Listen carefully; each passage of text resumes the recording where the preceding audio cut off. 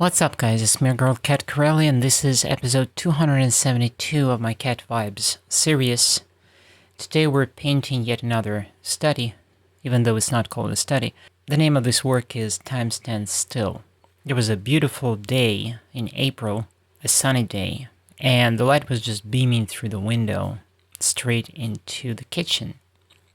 And I thought it was a really beautiful scene, and I was eager to capture that light.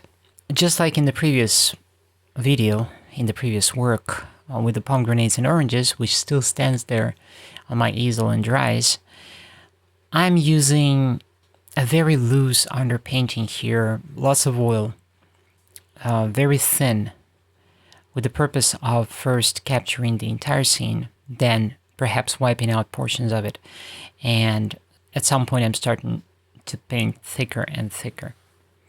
But it's a small painting. I don't exactly remember the dimensions, but that I found to be the most crucial part of this painting. I'm not painting the details, not even painting all the furniture there. I know that there's a table, which I will have to paint a little later. And I'm downsizing the brush. I'm starting out with a cheap bristle brush for the rough, oily, thin, runny underpainting. And now I'm smooshing over. I think this is a 12, most likely.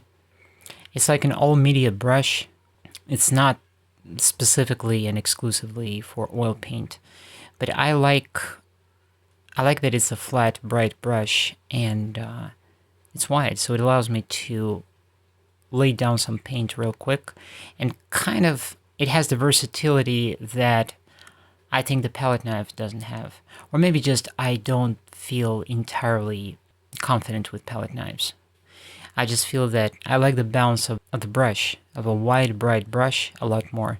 Plus, because it's kind of a synthetic old media brush, it holds form a lot better. Unlike a hog brush, a bristle brush, something like that, which is specifically designed for oil, you know, I have all of those other brushes too, but they just don't give me this precision. And here you see what I'm doing. I can go really thin, I can hone in the details, or I can just paint with the side, kind of lean on the side and make wider brushes, wider strokes. And I had to adjust a few things as I was going, you can see. And now I'm starting to kind of get into the more detailed aspects of the painting.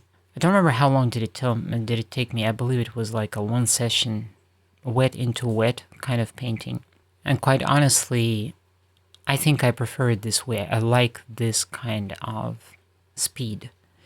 One thing that I wanted to mention in this video is I discovered that there is such a thing as, I don't know, speed.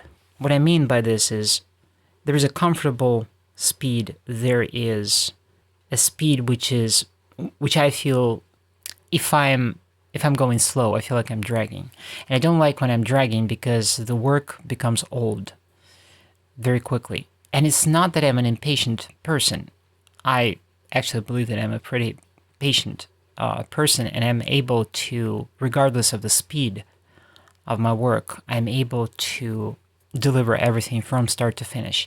Even if at some point I kind of screw up the painting or I lose the initial drive for it, I still have this in me to push through anyways, just because I feel too bad if I'm not able to finish something. So it's almost like I'm obsessed with finishing every single project that I start. I have to finish it, because if I don't finish it, then I have this sense of, I don't get the sense of closure, and it disturbs me and literally upsets me too much. I'm not able to sleep well at night if something is hanging and hanging and hanging forever.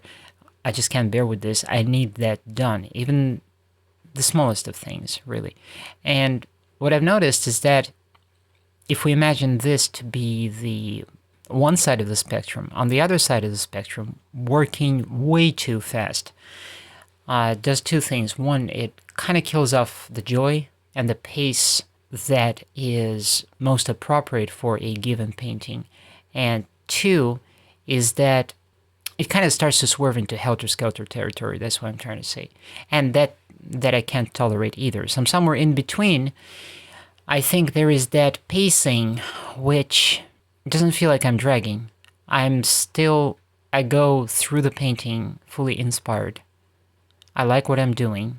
It doesn't get old. It doesn't get on my nerves. It annoys me a little bit somewhere. Well, a little bit.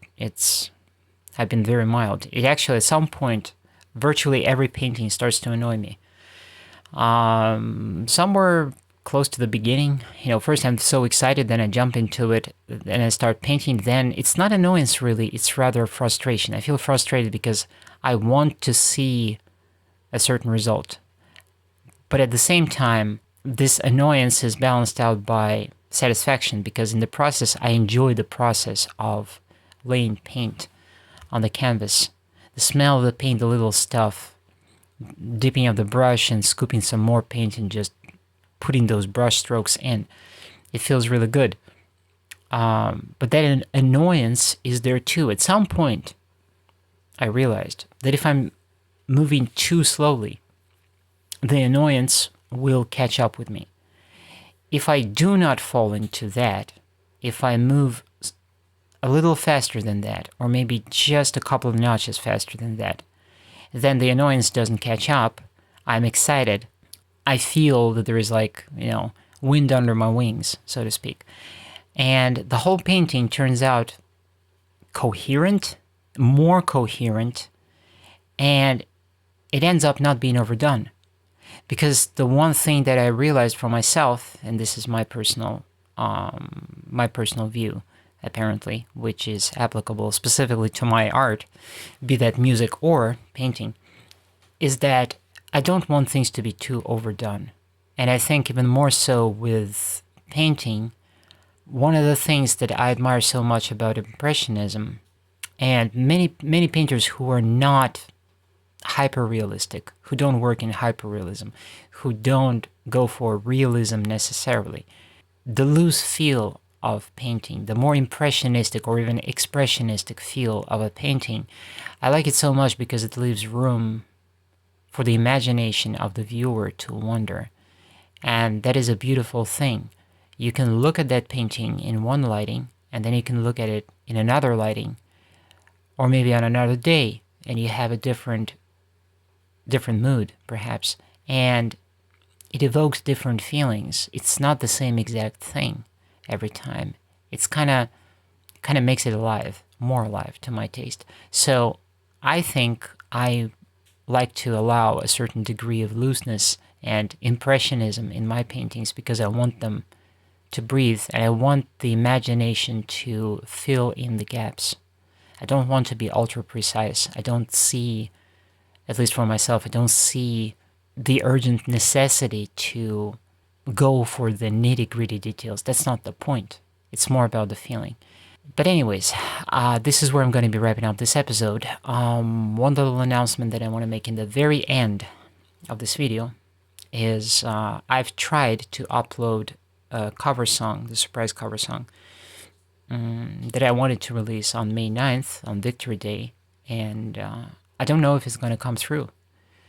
Two reasons. One, I've uploaded it too late, and two is I'm not entirely sure if my distributor will allow that song to get through, because I don't know if the original of this song was released in the US.